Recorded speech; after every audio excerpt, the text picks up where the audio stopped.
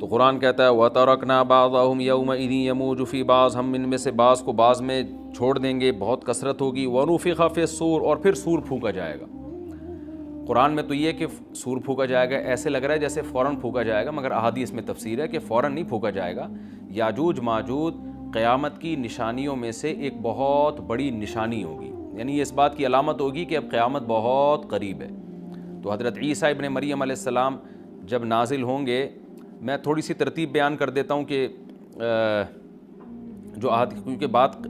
یاجوج ماجوج کی چل رہی ہے تو اس سے منسلک جو واقعات ہیں جو اس دور میں ہوں گے وہ بھی میں اسی لیکچر کے ضمن میں بیان کر دیتا ہوں۔ ہمیں صحیح حدیث سے یہ پتہ چلتا ہے کہ قرب قیامت میں جب مسلمان بہت قسمہ پرسی میں ہوں گے تو خراسان سے لشکر اٹھے گا۔ خراسان یہ افغانستان اور ایران کا حصہ، اس علاقے کو نبی صلی اللہ علیہ وسلم کے دور میں خراسان کہا جاتا ہے، جس میں قندھار بھی آتا ہے، ایران کا بھی حصہ آتا ہے اس میں۔ تو یہاں سے لشکر اٹھے گا، مجاہدین لڑیں گے بہت بڑی تعداد میں، دنیا میں جہاد ہوگا کیونکہ مسلمان ظلم کی چکی میں پس کے تنگ آ چکے ہوں گے، اور لڑتے لڑتے حدیث میں آتا ہے اتنی بڑی بڑی لڑائیاں ہوں گی کہ 1/3 مسلمان شہید ہو جائیں گے اس میں، 1/3 مجاہدین جو لڑنے والے ہوں گے، اور 1/3 جو ہوں گے وہ میدان جنگ سے بھاگ جائیں گے، اور 1/3 کو اللہ فتح عطا فرمائے گا۔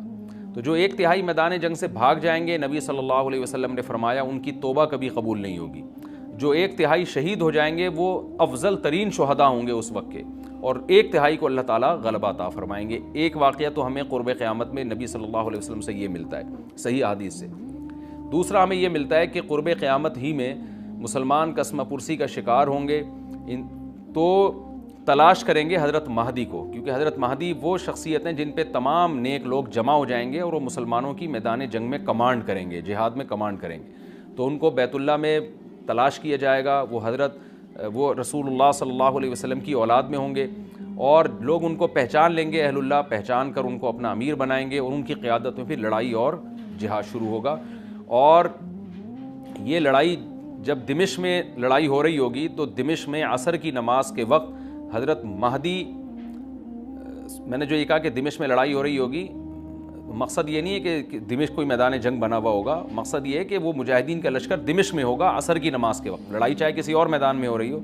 لیکن حدیث میں ہمیں دمشق کا تذکرہ ملتا ہے۔ تو دمشق میں حضرت شام کا تذکرہ ملتا ہے، اور جو قرائن ہمیں ملتے ہیں وہ دمشق کی ایک خاص مسجد ہے، وہ مسجد حضرت مفتی تقی عثمانی صاحب اور مفتی رفیع عثمانی صاحب نے اس کو ہائی لائٹ بھی کیا، لیکن وہ یقینی نہیں ہے، یہ خوب سمجھے، انہوں نے اس کا بھی تبصرہ کیا کہ اس کے بارے میں کوئی یقین نہیں ہے۔ تو حضرت مہدی عصر کی نماز پڑھا رہے ہوں گے، لوگ امامت میں آپ کے پیچھے کھڑے ہوں گے، یہاں تک کہ مسجد کے مینار پر، آج بھی وہ مینار موجود ہے جس کے بارے میں غالب گمان ہے کہ یہ وہ مینار ہے جہاں حضرت عیسیٰ علیہ السلام نازل ہوں گے، غالب گمان کے درجے میں کہا جا سکتا ہے، ورنہ پھر اسی کے اڑوس پڑوس میں کوئی مسجد ہوگی۔ میرا اگر شام جانا ہوا تو انشاءاللہ میں ارادہ ہے کہ میں ولاگ میں اس مسجد کا بھی تذکرہ کروں گا، اس جگہ کا بھی تذکرہ کروں گا، لیکن میں پہلے یہ بات بتا دوں کہ وہ 100% یقینی نہیں ہے، ایسا نہ ہو کہ اس مسجد کے مینار پہ چڑھ کے لوگ جو ہے وہ اس کے کوئی مینار کو ہی چاٹنا شروع کر دیں تبرک کے طور پہ۔ تو عصر کی نماز کا ٹائم ہوگا، حضرت عیسیٰ ابن مریم علیہ السلام فرشتوں کے کندھوں پہ ہاتھ رکھ کے نیچے اتریں گے نماز کے ٹائم پہ، یعنی آسمان سے مینار تک آئیں گے، اور پھر مینار سے آپ کے لیے سیڑھیاں لگائی جائیں گی، سیڑھیوں کے ذریعے مینار سے نیچے اتریں گے اور لوگ ان کو پہچان لیں گے۔ حضرت مہدی ان کو امامت کے لیے آگے کریں گے کہ آپ اللہ کے ایک پیغمبر ہیں، آپ نماز پڑھائیے، حضرت عیسیٰ علیہ السلام انہی کو آگے رکھیں گے، اور اس طرح کا مفہوم ہے حدیث میں کہ اللہ نے اس کام کے لیے آپ کو ہی منتخب کیا۔ کیا مطلب یہ امامت اس امت کا حق ہے؟ تو حضرت عیسیٰ ابن مریم علیہ السلام کا جو کام ہوگا وہ جہاد ہے اور یہودیوں سے انتقام لینا، کیونکہ یہودیوں نے اپنے خیال میں حضرت عیسیٰ کو قتل کیا تھا، تو اللہ نے یہودیت ہی کے خاتمے کے لیے اور دجال کے خاتمے کے لیے عیسیٰ ابن مریم کو نازل کیا ہے۔ حضرت مہدی سے پہلے ہی دجال ظاہر ہو چکا ہوگا۔ دجال کے بارے میں حدیث میں آتا ہے کہ ہر پیغمبر نے اپنی امت کو دجال کے فتنے سے ڈرایا ہے۔ اچھا، یہ دجال ایک ایسی شخصیت ہے جس کا یہودی انتظار ہم سے زیادہ کر رہے ہیں، کیونکہ یہودی اس کو اپنے لیے نجات دہندہ سمجھتے ہیں، جبکہ حدیث میں آتا ہے کہ دجال کانا ہوگا اور اس کا خدائی کا دعویٰ ہوگا، اس کے پاس کچھ ایسی طاقتیں ہوں گی کہ مردے کو زندہ کر دے، زندہ کو مار دے، ایک طرف اس کے باغ ہوگا، ایک طرف اس کے آگ ہوگی، جو اس پر ایمان لائے گا اس کو باغ میں داخل کرے گا، اور جو اس پر ایمان نہیں لائے گا اس کو آگ میں داخل کرے گا۔ اور رسول اللہ صلی اللہ علیہ وسلم نے فرمایا اس کی جو آگ ہے حقیقت میں وہ جنت کا باغ ہوگا، اور اس کی جو اس کا جو باغ ہے حقیقت میں وہ جہنم کی آگ ہوگی۔ تو جو نبی کی باتوں پہ یقین کرتے ہیں وہ دجال کے فتنے سے محفوظ رہیں گے۔ اور حدیث میں سورہ کہف کی بھی تلاوت کا حکم ہے، جمعے کے دن جو کہف کی تلاوت کرتا ہے اللہ اس کو دجال کے فتنے سے محفوظ رکھتا ہے۔ اب آپ دیکھیں یہ سورہ کہف میں ہی قیامت کی علامات کا تذکرہ ہے نا، تو شاید اسی وجہ سے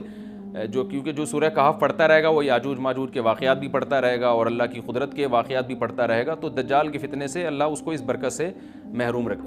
بچا کے رکھیں گے، فتنے سے محفوظ رکھیں گے۔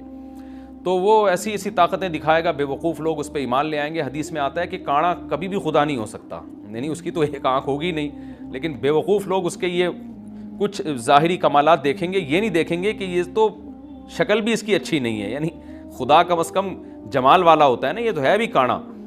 اور اس کے بڑا بڑا کافر بھی لکھا ہوا ہوگا واضح طور پر جس سے پتہ چلے گا۔ لیکن احمق اور بیوقوف لوگ جیسے روحانی عامل کو کچھ شعبدے دیکھ کر ان پہ سے متاثر ہو جاتے ہیں نا، روحانی عاملوں کے شعبدے دیکھ کے، تو ایسے ہی دجال کے شعبدے دیکھ کے متاثر ہوں گے۔ تو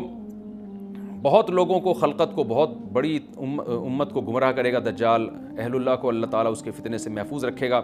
پھر حضرت عیسیٰ ابن مریم جب نازل ہوں گے تو وہ دجال کو قتل کریں گے۔ حدیث میں آتا ہے کہ نیزے کے ذریعے گھوڑے پہ بیٹھ کے قتل کریں گے۔ علماء نے اس حدیث کا دو مطلب بیان کیے ہیں کہ یا تو اس کا مطلب یہی ہے کہ واقعی گھوڑے پہ بیٹھیں گے، نیزہ استعمال کریں گے، زمین جو ہے وہ اتنی پہلے اس سے جنگیں ہو چکی ہوں گی کہ لوگ دوبارہ تلواروں گھوڑوں کی طرف آ جائیں گے، اس بات کا امکان ہے۔ ہر ملک ایٹمی طاقت بن چکا ہے، تو اگر یہ ایٹم بم سارے ملک آپس میں چلا دیں تو ہم دوبارہ گدے گھوڑوں والی زندگی پر آ جائیں گے،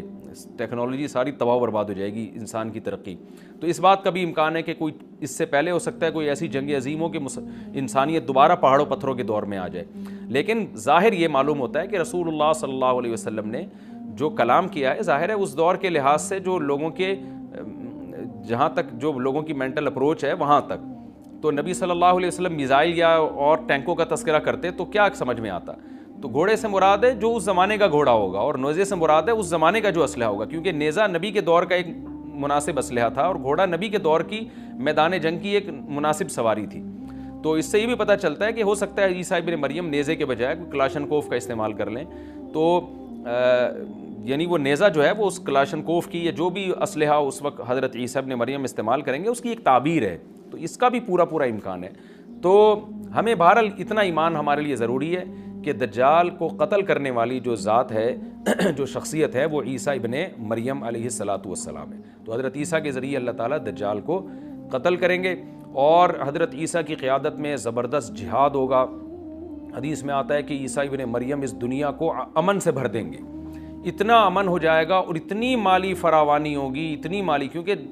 دنیا میں مال بہت ہے، ڈسٹریبیوشن صحیح نہیں ہے، جو تقسیم ہے نا مال کی وہ ظالمانہ ہے، جس کی وجہ سے غریب سے غریب تر ہے، امیر سے امیر تر ہے۔ حضرت عیسیٰ ابن مریم ایسا نظام قائم کریں گے کہ جس سے مال کی صحیح تقسیم، اور